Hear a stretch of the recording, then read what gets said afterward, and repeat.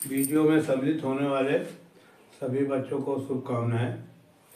ये कल तक हम लोगों ने पढ़ा कि मेंडल के तीनों नियम, प्रभाविता का नियम, पृथक्करण का नियम और स्वतंत्र अभिव्यंजन के नियम, तीनों नियम को पढ़ा। और आज हमें ये देखना है कि मेंडल के वो सफलता का कारण क्या था। मेंडल के सफलता का कारण नंबर एक जो है वो भाग्यशाली था। अगर कहा जाए कि मेंडल भाग्यशाली था कैसे, तो भाग्यशाली इस तरह था, अगर उसको प्रयोग करने के लिए वो शुद्ध पौधा उसको न मिला होता तो शायद वो प्रयोग न कर पाता या प्रयोग में सफलता उसको न मिलती। तो शुद्ध पौधा मिलना, होमोजेनेसिस या एक ही गुण को निर्धारित करने वाला ही पौधा मिला, इसलिए वो उसे कहा जाता है कि वो भाग्यशाली था। दूसरा, वो मटर का पौधे पर एक गुण पर ही ध्यान केंद्रित करके उसने प्रयोग किया, दूसरा कारण। तीसरा जो है वो कई एक लक्षणों को लेकर के कई पीढ़ी, एक पीढ़ी, दो पीढ़ी, तीन पीढ़ी से अधिक पीढ़ियों पर उसने इसका अध्ययन किया। और तीसरा जो है स्वपरागण क्रिया में कभी छोटे पौधे का पुंकेसर काटा, कभी बड़े पौधे का पुंकेसर काट करके उसने वो स्वपरागण कराया। तो इन्हीं चारों वजह से वो कहा जा सकता है कि वो मेंडल जो है सफलता का कारण यही चार है। अब आइए, सवाल ये भी पूछा जा सकता है कि मटर का पौधा क्यों चुना मेंडल ने मटर का पौधा क्यों चुना। उसकी वजह थी कि पौधा एक वार्षिक था या उसकी लाइफ साइकिल बहुत छोटी थी और कम समय में कई पीढ़ियों का अध्ययन किया जा सकता था, एक वजह यह है। दूसरा, पौधा द्विलिंगी, नर जननांग और मादा जननांग दोनों थे उस पे। तीसरा, अनेक तुलनात्मक, हमने बताया कि 7 तुलनात्मक लक्षण उसमें पाए जाते हैं, 7 तुलनात्मक लक्षणों को लेकर के उसने प्रयोग किया, तो अनेक उसमें तुलनात्मक लक्षण पाए जाते हैं, इसलिए मटर का पौधा चुना। और चौथा जो है कृत्रिम पर परागण की क्रिया उसमें कराई जा सकती है। पुष्प इस तरह से इस कदर बड़ा होता है कि पर परागण की क्रिया जो है वो कृत्रिम परागण कराया जा सकता है। तो ये 4 वजह हैं मेंडल को मटर का पौधा चुनने का कारण। अब आइए, आज का टॉपिक जो है वो है सेक्स निर्धारण, लिंग निर्धारण,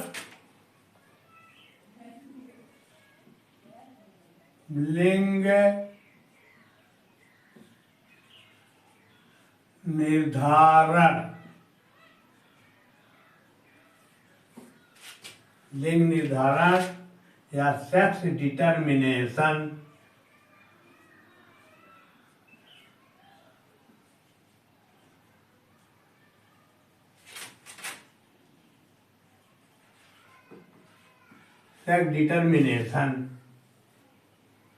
लिंग निर्धारण या सेक्स डिटर्मिनेशन। इसको पढ़ने से पहले हम थोड़ा सा आप लोगों को पढ़ चुके होंगे गुणसूत्र, क्रोमोसोम, उस पर बता दें। गुणसूत्र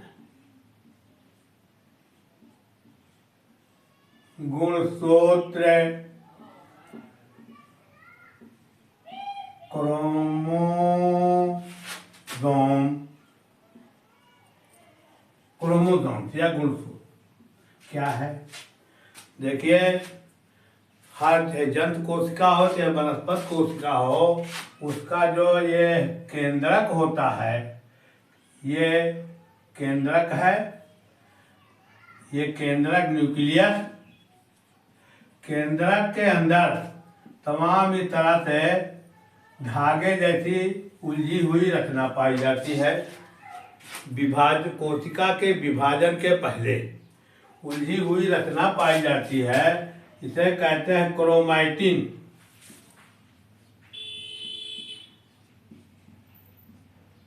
क्रोमैटिन ये न्यूक्लियोप्रोटीन के बने होते हैं।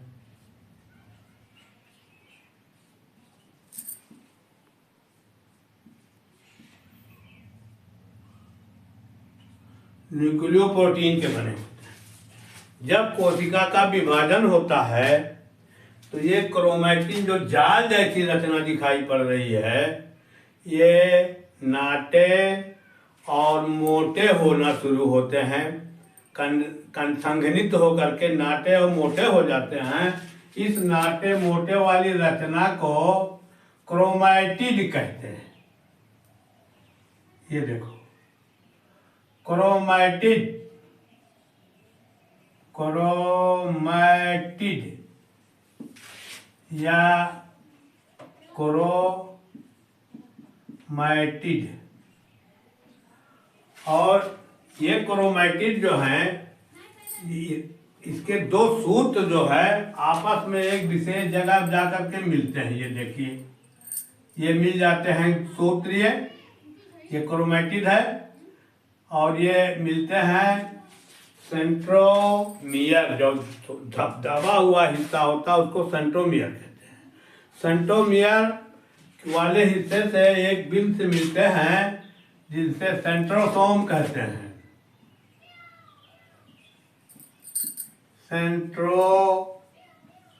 सेंट्रोसोम।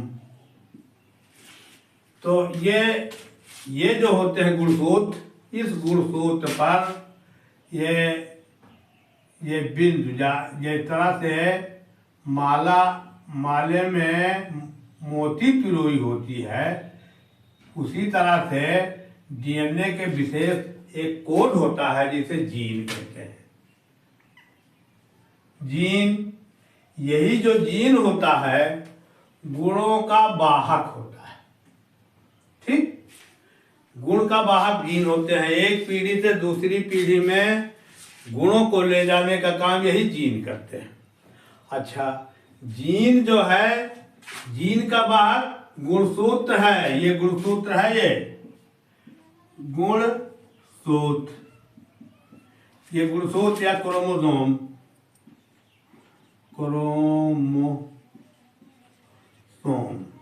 ये क्रोमोसोम्स है, ये क्रोमोसोम है।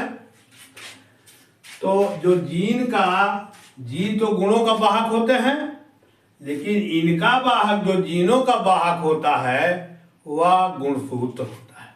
जैसे पैसेंजर गाड़ी में बैठता है ना, तो वो पैसेंजरों का वाहक कौन हुआ? पैसेंजरों का वाहक जो है गाड़ी है ना। उसी तरह से गुणसूत्र के ऊपर जीन होते हैं, और जीन तो गुणों का वाहक है। जैसे पैसेंजर, मान लीजिए काम का वाहक, हम कोई काम करने जा रहे हैं तो काम के जिम्मेदार तो हम हैं, लेकिन वो हमको ले जाने का काम कौन काम कर रहा है? गाड़ी कर रही है, तो हमारा वाहक गाड़ी है। उसी तरह से यहाँ जीन तो है, गुणों का वाहक है, लेकिन जीन का वाहक जो है वो गुणसूत्र होता है। और यही गुणसूत्र एक पीढ़ी से दूसरी पीढ़ी में जाते हैं, तो जिस प्रकार का वो गुण लेके जाएंगे, वो गुण उस पीढ़ी में परिलक्षित होगा। हो गया। लिंग निर्धारण में हम पहले ये जान लें कि गुणसूत्रों के प्रकार क्या है, तब आपको समझ में आएगा। पहला है कायिक या सोजात गुणसूत्र, ऑटोसोम्स। वे गुणसूत्र जो लैंगिक लक्षणों को छोड़कर अन्य लक्षणों का निर्धारण करते हैं, उसे हम कायिक गुणसूत्र कहते हैं। दूसरा है लिंग गुणसूत्र, सेक्स क्रोमोसोम। लिंग गुणसूत्र लिंग निर्धारण करने वाले गुणों को लिंग लिंग गुणसूत्र कहलाता है। लिंग निर्धारण करने वाले गुणसूत्रों को लिंग सख्त गुणसूत्र या लिंग निर्धारण गुणसूत्र कहते हैं। अब कैसे लिंग निर्धारण होगा, आइए लिंग निर्धारण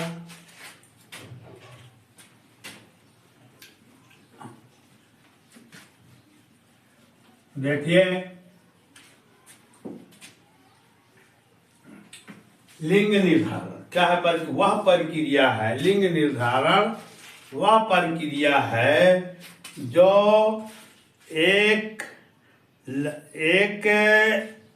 लिंगी जीवों में सेक्स रिप्रोडक्शन के फलस्वरूप संतानें नर बनेगी या मादा बनेगी। यही लिंग निर्धारण है। लिंग निर्धारण वह प्रक्रिया है जिसमें सेक्सुअल रिप्रोडक्शन के फलस्वरूप संतानें नर बनेगी या मादा बनेगी, वो निश्चित किया जाता है। वह प्रक्रिया है जिसकी सहायता से एक लिंगी जंतुओं में सेक्सुअल रिप्रोडक्शन के फलस्वरूप ये संतानें नर बनेगी अथवा मादा बनेगी, उसका निर्धारण करता है। इसको कहा जाता है लिंग निर्धारण या सेक्स डिटरमिनेशन। अब आइए हमें मानव में लिंग निर्धारण, मानव में लिंग निर्धारण देखिए।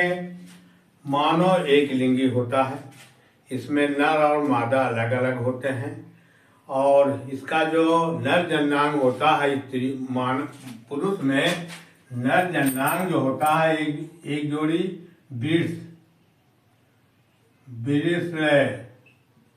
टेस्टिस एक जोड़ी ब्रीड्स या टेस्टिस। मुख्य अंग जो है नर जननांग का मुख्य अंग जो है एक जोड़ी ब्रीड्स या टेस्टिस है। अच्छा, स्त्रियों में नर जननांग का मुख्य अंग जो है और मादा जननांग का मुख्य अंग जो है वो ओवरी, अंडाशय ओवरी, ये है मुख्य अंग। अच्छा, देखिए ये जो जनन कोशिका होती है, जनन कोशिका में ये जनन कोशिका है, मान लीजिए एक, इसमें गुणसूत्रों की संख्या वो जो होता है काई गुणसूत्र होमोसोम जिसे कहते हैं।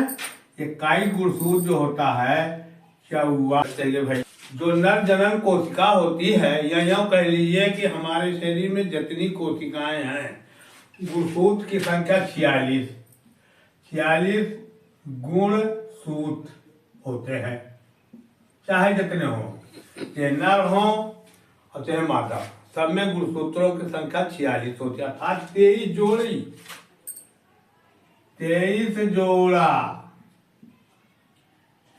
गुणसूत्र होते हैं।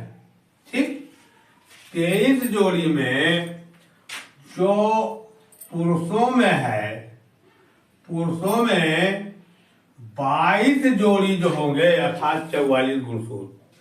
44 गुणसूत्र ये काई के गुणसूत्र हैं 44, और 22 जोड़ी अर्थात 44 गुणसूत्र, और 23वां जोड़ा जो होता है, 23वां जोड़ा गुणसूत्र जो हो यह सख्त गुणसूत्र होता है। प्लस इसको हम सख्त गुणसूत्र को इसमें क्या कहते हैं, नर में ये 23वां जोड़ा नर में ये हेट्रोसोम होते हैं, हाँ, होमोसोम नहीं हेट्रोसोम। एक इस तरह से बड़ा होता है और एक इस तरह से छोटा होता है, दोनों। ये तो 44 एकदम समझात है, ये अपने अपने पेयर में एकदम बराबर होंगे। जैसे पहला गुणसूत्र ये है, दूसरा ये हो गया, तीसरा मान लीजिए छोटा है, ये भी छोटा है, इस तरह से चलता है, इस तरह से पेयर में ये ट्रू कॉपी होंगे। 4 2423 23 जोड़ी हुए ना, 23 पेयर हुआ तो ये समजाती होते हैं, एकदम ट्रू कॉपी या प्रतिलिप होते हैं अपनी।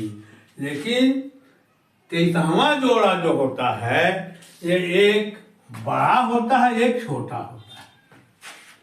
तो बड़े वाले को नर में मैं कह रहा हूं, बड़े वाले में इसको यक्स से प्रदर्शित किया जाता है और छोटे वाले को वाई। देखो तो देखिए ये 44 प्लस ये यक्स हो गया और दूसरा जो क्या हो गया वाई। ठीक समझ में आया? 23वां जोड़ा 44 तो अपने आप ऑटोसोम है। अब ये लिंग गुणसूत्र है, वो लिंग नहीं है, इकाई गुणसूत्र। इससे हम लैंगिक लक्षणों के अतिरिक्त जो हमारे अंदर लक्षण जाएगा वो काई गुणसूत्र से जाएगा, 44 से। और 23वां जोड़ा जो गुणसूत्र है एक यक्स है, एक वाई है। यक्स वाला बड़ा होता है, हेटेरोसोम होते हैं, बराबर बराबर नहीं होंगे। ये एक यक्स होता है और एक वाई से हम प्रदर्शित किया जाता है। तो 44 प्लस यक्स वाई। इसमें देखिए स्त्री में ये नर जनन कोशिका, स्त्री में मादा जनन, स्त्री में या मादा जनन कोशिका, मादा जनन कोशिका, मादा जनन कोशिका में ये स्त्री में है, ये मादा जनन कोशिका है। ये इसमें जो है 44 तो ऑटोसोम है, ये समजात है। और जो 23वां जोड़ा इसी को लिंग गुणसूत्र कहते हैं। ये देखो लिंग गुणसूत्र है, लिंग गुण सूत्र। इसमें 23वां जोड़ा ये दोनों आपस में बराबर होते हैं। यक्स भी ऐसे होगा तो दोनों यक्स, इसको हम यक्स यक्स से प्रदर्शित, ये भी समजात होते हैं, लेकिन लिंग गुणसूत्र है। ये देखो यक्स ये भी है और ये भी यक्स और ये भी यक्स। ये देखो इस तरह से ये है ना, यक्स यक्स है, ये है। तो ये कौन सा लिंग गुणसूत्र है, लेकिन समजात है, दोनों बराबर होते हैं। अब जब गैमीट से बनेगा ये, इसके जो अर्धसूत्री विभाजन से, अर्धसूत्री डिवीजन, अर्धसूत्री विभाजन, अर्धसूत्री विभाजन, मियोसिस डिवीजन,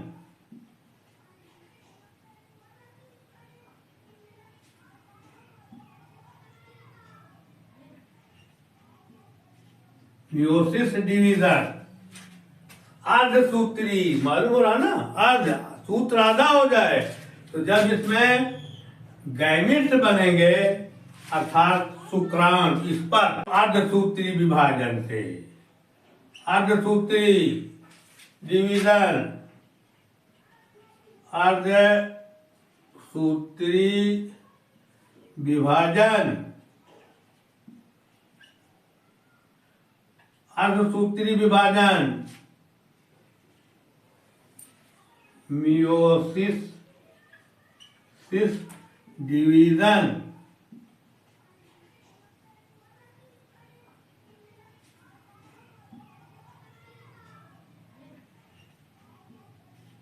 मियोसिस डिवीजन, अर्धसूत्री मालूम हो रहा ना, अर्ध सूत्र आधा हो जाए तो जब इसमें गैमीट्स बनेंगे अर्थात शुक्राणु, इस पर में जो बनेंगे तो देखो इस पर में जो बनेंगे तो ये अर्धसूत्री विभाजन होगा, मियोसिस डिवीजन। मियोसिस डिवीजन में क्या होता है, गुणसूत्रों की संख्या आधी हो जाएगी, आधा पेयर इधर आएगा, आधा पेयर एक में जाएगा, आधा पेयर एक में जाएगा। तो देखिए दो तरह के इस पर बने, अनेक इस पर बन सकते हैं। तो यह अर्थसूत्री विभाजन के फलस्वरूप हो जाएगा 22 प्लस यक्स, एक में हो गया, और दूसरे में क्या हो गया 22 प्लस वाई, यहाँ है ये 22 प्लस वाई। ये स्पर्म दो तरह के स्पर्म बनेंगे पुरुषों में, देखिए, और ये 50-50% होते हैं। अगर 100 बने हैं तो 50 यक्स होगा और 50 वाई पुरुष में, समझिए ना। बाई ये देखिए अर्थसूत्री, इसमें उसमें सूत्रों की संख्या आधी हो जाएगी, 44 थे 22 हो गए, और ये दोनों भी अलग हो रहे हैं, एक 22 प्लस यक्स और 22 प्लस वाई। इस तरह से दो प्रकार के शुक्राणु बनेंगे इस पर। इस तरह से स्पर्म होते हैं कि ये पूंछ होती है, ये न्यूक्लियस होता है, इसे कहते हैं स्पर्म या शुक्राणु।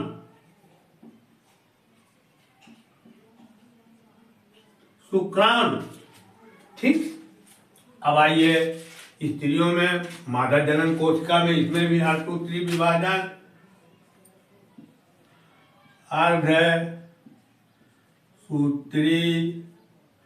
अर्धसूत्री विभाजन होगा। अर्थसूत्री विभाजन इसमें भी होगा, या मियोसिस डिवीजन,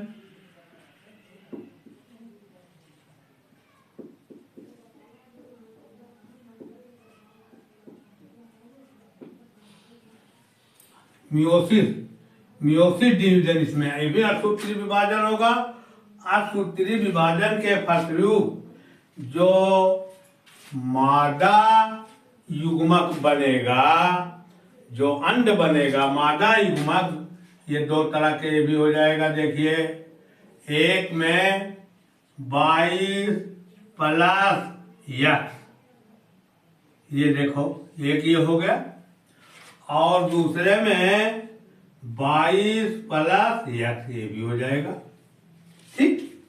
इसे ओवम कहते हैं, ओवम या अंडाणु। लेकिन अंडाणु भी इसमें तमाम ओवम बन रहे हैं, लेकिन एक ही ओवम फर्टिलाइजेशन के योग्य होगा।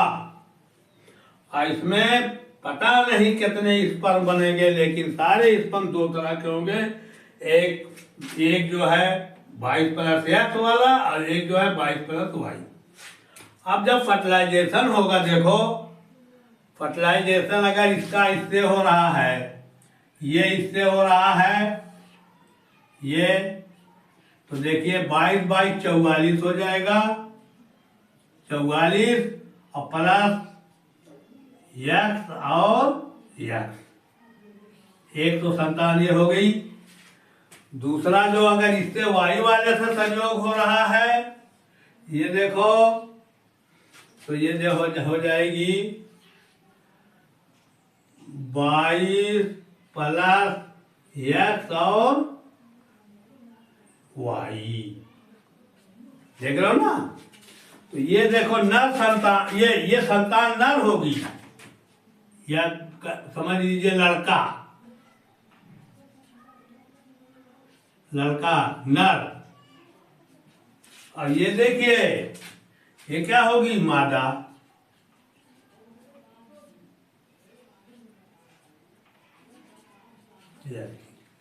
इस तरह से नर और मादा का निर्धारण हो जाता है, समझिए ना, ये है। अब यहाँ देखिए भ्रांतियां समाज में क्या है, लोग कहते हैं अरे हमारी बीवी तो सब लड़की होती है, तो यहाँ देखिए लड़की लड़का पैदा करने का गुण जो है वो पुरुष में है। स्त्री में तो जितने ओवम बनेंगे सब जो 22 प्लस यक्स ही होंगे, जो भी ओवम बनेगा चाहे जितने हो 22 प्लस यक्स होगा। और इसमें 50-50% है, 22 प्लस यक्स लड़की पैदा करने वाला है, और 22 प्लस वाई जो है ये लड़का पैदा करने वाला है। 50 ये दोनों बराबर बनते हैं एक बार में। इस पर जो बनेंगे स्खलित हो गए तो 22 प्लस वाले 50%, और यानी आधा दोनों होते हैं। 22 प्लस एक्स वाले 50 और 22 प्लस एक्स वाले 50%, आधा याद होते हैं। तो लड़का लड़की पैदा होने की चांस की बात है कि कौन सा शुक्राणु जा करके अंडाणु से फर्टिलाइजेशन कर रहा है, निषेचन क्रिया कर रहा है। अगर 22+ वाला गया, यहाँ तो दोनों सेम है स्त्रियों में, 22+X चाहे जितना ओवम हो गए सब 22+ ओवम हो गए 22+X ही होंगे, सेम है। पुरुषों में 2 तरह के हो सकते हैं, 22+X 22+Y। चांस की बात है कौन सा